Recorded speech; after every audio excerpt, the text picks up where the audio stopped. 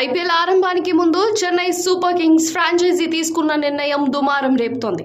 ఇన్ని సంవత్సరాలుగా జట్టుకు సారథ్యాన్ని వహిస్తూ వస్తున్న లెజెండ్ మహేంద్ర సింగ్ ధోనీని కెప్టెన్ హోదా నుంచి తప్పించింది. అతడి స్థానంలో డాషింగ్ ఓపెనర్ రుతురాజ్ జట్టు పగ్గాలను అప్పగించింది. ఐపీఎల్ టోర్నమెంట్ మొత్తానికి మోస్ట్ సక్సెస్ఫుల్ టీం ఏదైనా ఉందంటే అది సూపర్ కింగ్సే. ముంబై ఇండియన్స్ తో సమానంగా 5 సార్లు ఛాంపియన్ గెలిచింది. ఈ ఎల్లో ఆర్మీ 2010, 11, 18, 21, 2023 సీజన్లలో కప్పు కొట్టింది టీం.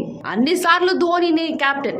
అలాంటి సారథిని టోర్నమెంట్ ఆరంభం కావడానికి చివరి నిమిషంలో తొలగించడం కలకలం రేపుతోంది. దీనిపై ముంబై ఇండియన్స్ మాజీ కెప్టెన్ రోహిత్ శర్మ స్పందించాడు. ఎంఎస్ ధోనీని జట్టు కెప్టెన్ గా తొలగించి రుతురాజ్ అపాయింట్ చేసినట్లు చెన్నై సూపర్ కింగ్స్ నుంచి అధికారిక ప్రకటన వచ్చిన వెంటనే తన ఇన్స్టాగ్రామ్ కు పని చెప్పాడు. ధోనీతో కలిసి దిగిన ఓ ఫోటో, దానిని షేక్ హ్యాండ్ ఇమోజీని యాడ్ చేస్తూ పోస్ట్ పెట్టాడు. ఈ సీజన్ కు రోహిత్ శర్మ కూడా కెప్టెన్ ఉండట్లేదనే విషయం తెలిసిందే. ముంబై ఇండియన్స్ ఫ్రాంచైజీ కూడా అతన్ని కెప్టెన్ గా తప్పించింది.